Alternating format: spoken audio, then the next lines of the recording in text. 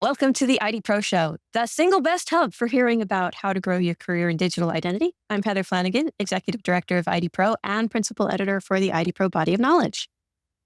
I'm Chris Cochran from AKI Identity, and Heather and I go on this incredible journey to find the best and brightest in identity to bring you the best tips, tricks, and career advice. And speaking of the best and brightest, we're here today to chat with Abhi Bandopadhyay. He is the head of IAM at Spark New Zealand and is responsible for the outcomes associated with identity and access management across workforce, customer, and network identities. Now, he's been doing this about 12 years. Majority of his time is spent, plugging the gaps in the ever-evolving platforms, which enable our users to identify themselves in a secure fashion. Welcome, Abhi. Kia ora, korua. Ko abitoku inua, no inia oku tipona, ke te noho au ki tamakima koro. What I did was a brief introduction of me in Maori, which is the official language of New Zealand. What I described was my name, Abhi, where my ancestors come from, India, and where I live, which is Auckland. So, hello from Aotearoa, which is New Zealand. So cool. Thank you. So tell us, how did you actually end up in the identity space? I think you mentioned earlier on a funny story about mistaking ForgeRock for a rock band. Yes. So there's a backstory which first time I'm mentioning this in the podcast or any kind of an open public forum, but yeah, how it went was it's in 2012. I'm in Bangalore working with Intel for contracting with Intel via Infosys, which is a service provider based company in India. I'm doing my performance testing there. I'm looking for a new assignment and I get a call. There's a requirement for performance testing of IAM APIs, and the client has a requirement of 1 million concurrent sessions, and they use ForgeRock. I said, okay. As part of performance testing, I used to do performance testing. I said, okay. The sweetest part of the thing was it was closer to my wife's hometown, which is in Mumbai. And I was like, okay, I'll do it. And the second part of the deal, which sweetened it, we were welcoming my first boy. So it was 2012. I am and my first child, my only boy, both came into my life. And when I called my wife, I told her there's something called ForgeRock which is coming, and that's where she mentioned, is it a rock band or something? ForgeRock? That is nothing. And yeah, that's how it went, and we still joke about it. But yeah, I am and has a special place, and that's how I'm still with it. I'm still with my boy, so It's going good. That's fantastic. Tell us a little bit about the journey from performance testing to identity. Like, what were some of the challenges you had to overcome? Is there anything particular sticky that you had to circumvent or get through in order to make that transition? Yeah, actually. So interesting, because as I was before that only focusing for the first 7 or 8 years, I was focusing only on testing. So my world was not into IAM. I didn't know this world exists. I logged in. I was part of an organization. I logged in every day. I used to reset my passwords, but I was like, I'm doing it. It's working. And that was the whole thing. So when I was bought into this assignment, I came to know, but I was focused more from a customer perspective. It was rolling out for customers. So the APIs were designed for customers. And I was like, okay, my role is limited to test those APIs, making sure they scale up to 1 million concurrent users. Now, what more? I had this feeling that this is really good, and I wanted to learn more about it. So the developers, I used to ask questions. The biggest challenge, if I have to say, was the steep learning curve and the mindset as I grew. So the learning curve from focusing just on the testing to knowing what the platform does, how is the platform creating those or developing those second or the third factor or the options of the multi-factor authentication. That was really fascinating for me. And I kept asking questions to the developers. I have made their life hell. There was organization named Centigrity. I can name them, but they are no more there. It was a US-based organization. They were part of the program. They helped me a lot. This was my first project working on a Linux box on the first place. So the learning was a steep, but I think it is for myself. It is on the onus is on you to what you want to do, and that's where. And the mindset changes. That was the other challenge from being boxed to what only APIs do to the complete landscape, how the platform delivers its features. Those will be my top two challenges which I had to overcome. I have to tell you now that you've touched identity, it's very sticky and you're not getting out. You're stuck with us now. Yes. And I have no plans of moving out of it. Now 12 years, it's my bread and butter pretty much. Awesome. Well, let's fast forward to today. You're leading an IAM team at Spark New Zealand. I mean, what's a typical day would look like? Because you mentioned workforce, customer, and network, which is something that a lot of people, that third one, a lot of people miss. So how does that come into your day? What does it look like? My typical days are meetings, and meetings. But nowadays it's more meetings. But if I can't divide my day, let me divide this into week. How does a typical week look like? So I wear pretty much three hats. The first one is I call it the intrapreneur, because I am pretty much selling the IAM services to my organization. So as an entrepreneur would do that, I'm an intrapreneur who is trying to sell the idea that you should use IAM. This is the platform. And there are all reasons. So it's all about the education, not only to the senior leadership, but to the wider organization. I look at the senior leadership as VCs who would fund my initiatives. So I would go to them, talk about my initiatives. So it's pretty much I treat it as an entrepreneur and the selling part. The second hat is the product owner hat I wear, which is pretty much like sticking to our roadmap, our vision, our strategy, making sure the wider business, when they come to the initiative, which everyone wants to be delivered yesterday, is prioritized. So making those calls become part of my job. And the third is being the well-being of my team. Because with so many work streams, as you said, network access management, I really want to touch on that, is pretty much not very much linked to identity and access management. We know about the enterprise, we know the customer, but the network is, I would say, the broadband devices, because being a telco, we have those routers connected. They have their identities, non-human identities, and whatever say. They talk radius. They talk though. They need standards as well. So we operate into that. So tying that back, so many different platforms to support the well-being needs to be taken care of. So my week pretty much goes on managing those different objectives and their personalities, pretty much. Easy peasy. Talk about context switching. Oh man. But I understand. Yeah, I've been there many a time. You mentioned you've been in identity for 12 years, right? So I'm wondering, what are some of the big shifts that you've realized over these 12 years, right? Because there's been a lot of different changes, whether you're talking about zero trust, you're talking about remote work, you're talking about machine identity, right? There's so many different nuances to identity. It's blossoming, right? It's having its time finally. I think it's getting the respect it finally deserves. But out of all the shifts and changes over the last 12 years, what would you say are the ones that stick out in your mind the most? First of all, I have to say zero trust. I knew this term would come. The best way I can describe the challenge is, as you said, how the identity is perceived nowadays. It has changed drastically. Yeah. The example which comes to my mind right now is simple SSO.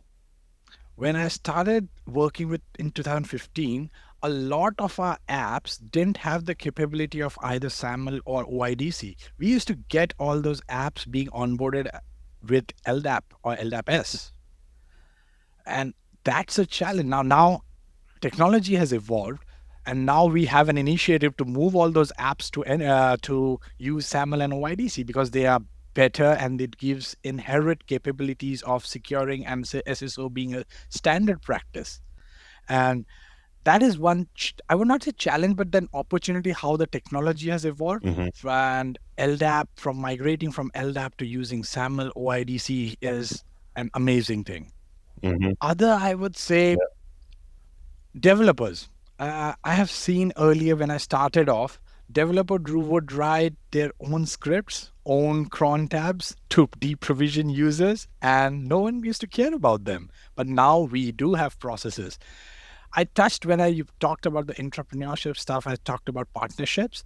And I think those partnerships are within those organizations we create. So we work really closely with our information security managers, whom we provide the standards and guidelines so that we can avoid these kind of issues, so that one developer doesn't just create his own cron job and it's no one knows where it is, how it works. He leaves and okay, it does its job, but who is accountable for that? Right. So those are some of the things I've seen, that there is a shift. Now we are accountable. It's good, it's happening.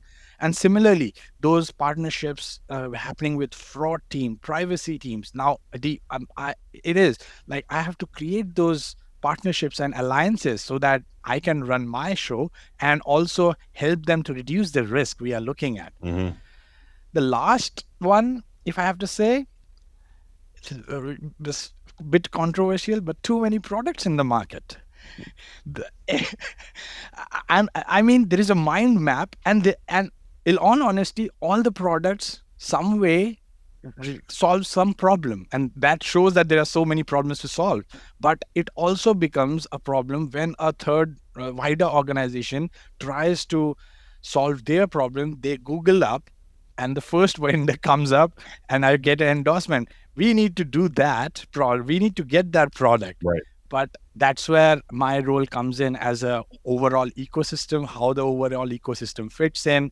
So the challenge of creating that awareness is technology will solve problem, but people process needs to be taken care as well. So yeah, these three very much. A lot has changed. I love that. I just wrote a blog post, not as the executive director, but just as someone in the IAM space. I wrote a blog post for the for IDPro that tries to, in a way, make that point of, back in the day, identity has always been there. It has always been there. Maybe it was in a directory. Maybe it was, in an Etsy password file. It doesn't matter. It was there. But given where identity is in the ecosystem today, practitioners have to have a whole different skill set. They have to be the entrepreneur like you've described. It's not just being able to duck your head down and focus on this code. You've got to be able to talk to the board, got to be able to talk to the other departments and really bring it together. Absolutely. As soon as you said, "Oh, I knew zero trust was going to come up," now I have to poke at you about this one. Because you've talked about championing like a zero trust mindset and security by design. So how do you approach getting the buy-in for these kinds of things? What works for you? Not to talk those terms, for sure. I try to avoid those terms when I try to pitch my initiatives, or if I try to get things done. So I try to avoid those. For example, if I have to implement a PAM, I will go and ask the infrastructure team questions. Okay, how many people have root access to your Linux boxes? How do you access them? How are you removing them? I'm not pitching what my platform can do. I'm asking the team manager, do you see a risk in there? That shifts the onus, that I'm not trying to push my initiative. You tell me, what can I solve some problem for you? I might be able to help you, but do you first of all see a risk? If no, then I can explain. If yes, that makes my job even easier, because now I can help them understand, okay, we have a process in place. We might get to this position if we adopt this practice. So try to avoid terms. I always try to use, as I said, partnerships, guidelines for the information security manager teams, so that they leverage those, and pretty much keeping it simple. I don't try to use as minimal. So I'm pretty much the conduit between the business and the technical people, because my team is technical. They want to talk technical terms and get the things done. But when I talk to this wider business, I try to talk metrics. I mean, that's the cheat code right there. It's communication. It's speaking in the language that they understand and what they care about. Because if you start throwing all those technical terms at folks, who cares, right? They start to glaze over. They're not listening, and they'll probably just say no just because they don't understand what you're talking about. Exactly.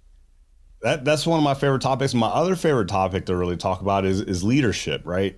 You have 10 folks that you're leading right now, correct? Yes. And, it's almost a misnomer when you say like, oh, I lead 10 people, right? But it's not really leading 10 people. It's leading 10 individuals. Because I used to think that, I have leadership down pat, right? When I was earlier in my career, I understand leadership. I know exactly how to lead people. And I almost was following this rule of like leading people how I wanted to be led. And that got me in the hot water because people felt my hands-off approach, because I don't micromanage. I love to give people context and let them execute against that mission. But some people, they don't necessarily want that. They want to understand more information. They want to be helped guided through the decision-making process. And if you were to do that, they would feel abandoned or unheard or unliked. So how do you go about leading 10 different people in your organization? Oh, it's a challenge. 10 different personalities, to be honest. Yeah. I'm not sure when this episode will be coming out, but tomorrow we have a team offsite. So I have a team based in Auckland and Wellington, and my team is coming up in Auckland, where we try to meet once every year, try to align our goals and do things together so that we are all together. But yeah, as you said, yes, it is really tricky. 10 different individuals, 10 different requirements, 10 different stages of life. The reason I say stages of life being, I have people, 4 to 5 members of my team have been with the organization for 40 years. Wow. Some are joining from university, and some have worked in the area for 7. So I have 3 different spectrums. And I can't use a single strategy to manage all. I need these different ways because they all need different things from me, or how.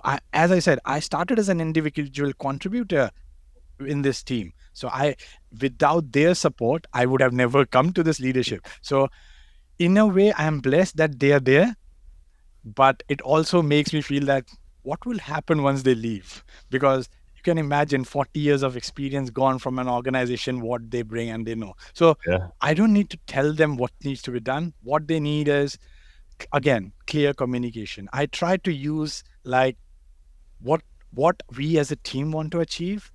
They exactly each one need to know what I am trying for them and what their career plan is.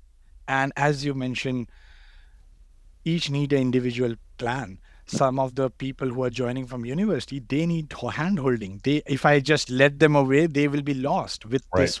The internet is full of information. I can't do that. And that's why I often tell the team, if you read something interesting, bring it to our breakout session. We have huddles in our teams, and bring that information. Don't go too much detail just reading about it. You might be just lost. Bring it in. We can all discuss together, and maybe you'll have a point where our ecosystem fits in there, because I'm sure something in IAM we are doing which will fit the ecosystem. And they know they can come to a person, and they can also tell me that I don't want to work on this thing. That kind of open communication channel is always open, pretty much. So different strategies for each of them, pretty much. It is important. You're giving me flashbacks. So back when I was still managing people, which I don't do anymore for a variety of reasons.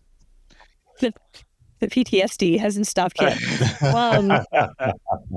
Because I had 19 direct reports at one point in time. That's too many. It was way too many. And I had to, this is a very true story, I'm sad to say, where I had 2 people, developers, worked in an office together, and they hated each other so much. So much hate. And they marched themselves into my office because I'm the manager and I'm supposed to deal with these things. And one of them looks at me and he says, he won't help me with my program. The other guy says, I don't want to help you with this program. This program's stupid. See, I asked nicely and he won't help me. And I'm like, what's this? Yeah. Running a daycare? Yeah. True. You people who still manage individuals, bless you, because I didn't. Yes. No, it's not all rosy. It's not all lovey-dovey. No. It is conflict resolution comes with that. Oh. But you have 10 people, which is more than some groups can say, which means you've actually secured some resources. You've secured budget. You've secured at least some of what you need to execute your roadmap. So how do you keep that up? How do you convince your stakeholders that no, this identity stuff, without using too many technical terms, is really important? When I started this role, actually, this is by being in the role I understood. And this is something I would like to really share is the first thing any leader, when they join the organization or start a new role in the leadership, we should first try to figure out how does the financial year work? What are the timelines? What are their milestone checks? When does allocation actually happen? If you need to acquire a new software, don't think about when it will happen, but at least if you know what you need to do by when, it will help you in your planning. Who needs to be on your side at that time? Find the teams, UI team, channels team, whatever teams. You need to have a map, which I have created for myself now, whom I need to go for certain initiatives. What are their priorities? And then once you have that, it helps you to create and convince your stakeholders. Because then again, I use the same thing. I use a metric. I use a metric. I go to them. Okay, talking to you and looking at your roadmap, I think this might be I'll give an example of how I come with a metric. And that is pretty much the first thing which goes into my value proposition.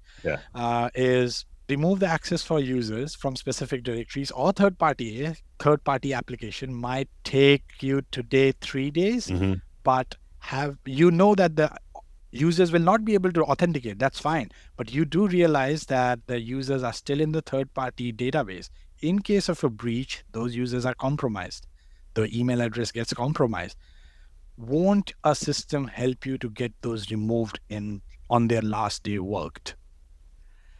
This statement, I didn't push any role-based access. I didn't push any levers process. This make them think, what is the metric? Okay, yes, it takes 2-3 days. Yes, on the last day it worked, it helps. This translates into the program, how the initiatives goes. This becomes the metric. This becomes the statement of how the systems needs to. So pretty much that's how I figured out. I'm still figuring it out, but that's how I've tried to get along my way through the initiatives.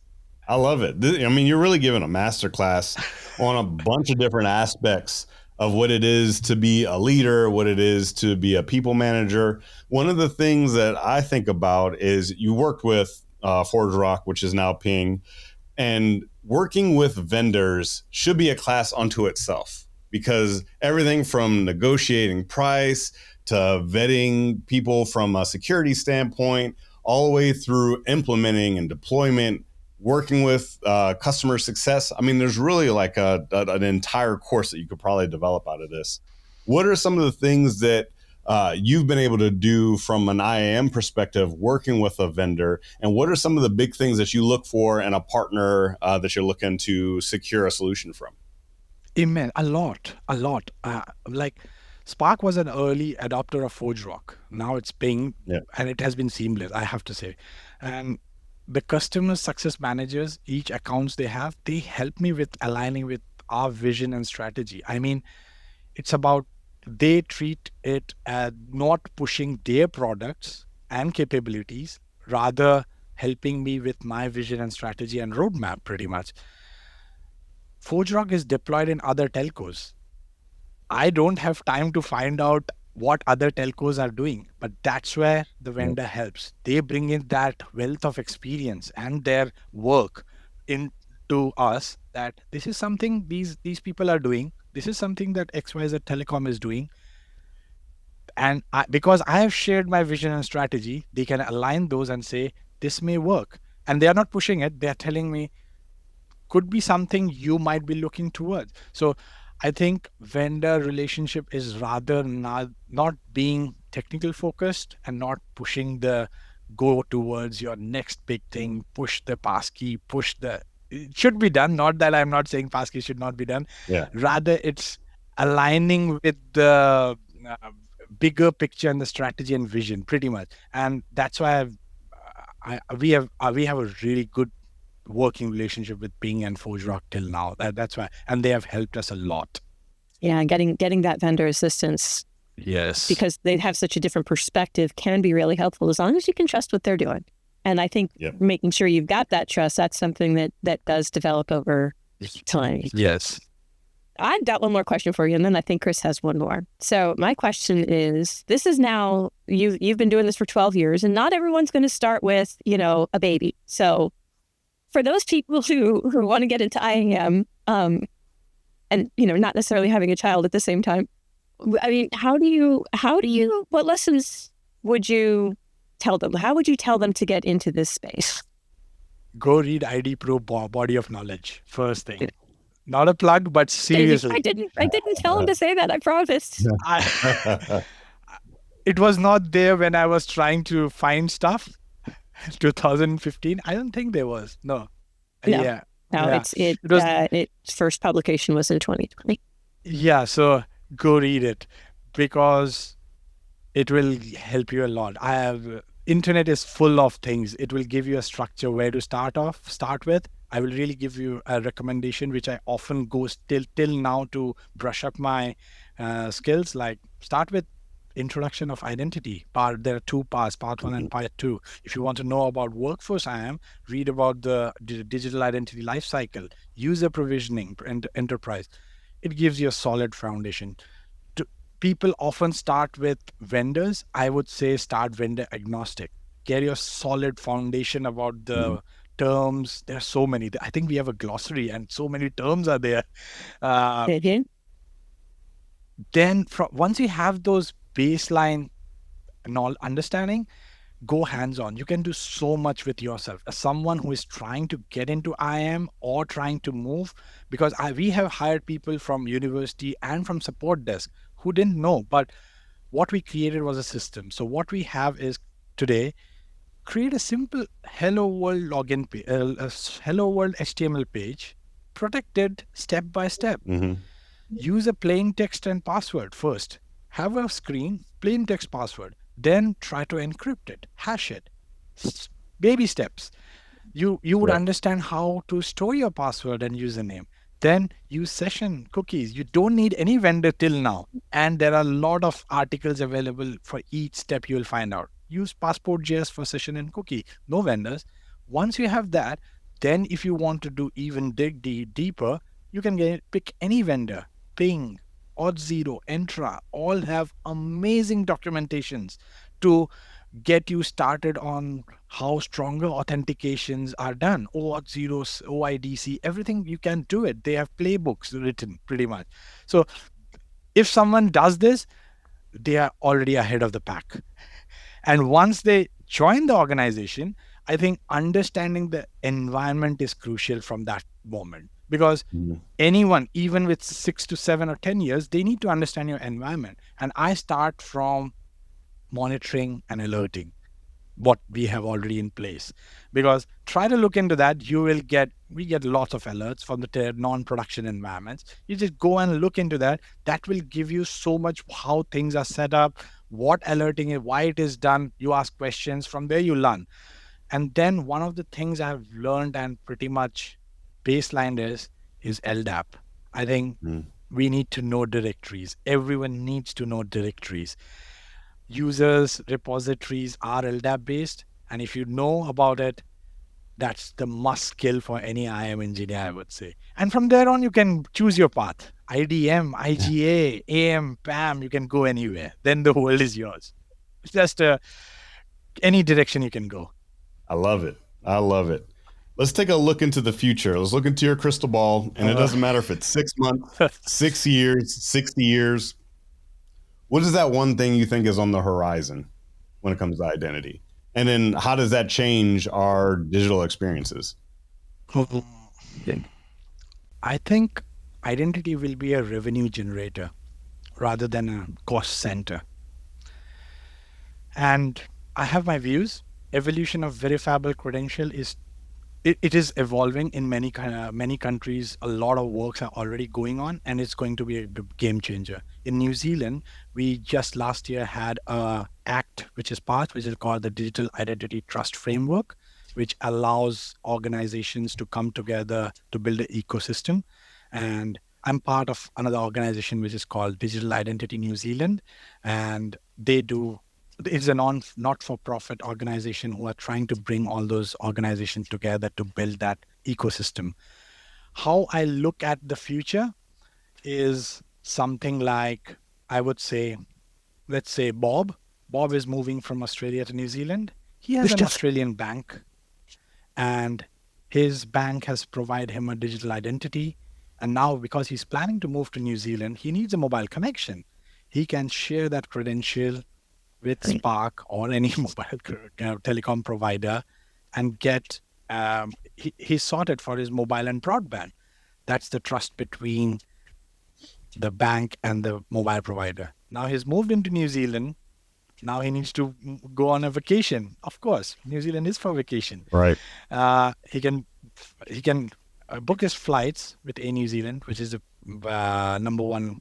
Nothing that I have any interest, but Air New Zealand is the premier travel partner. So you can have your credentials shared with them and have your account created without, again, the trust. So I see that credential ecosystem to be stronger, and that will help businesses, and that will help customers.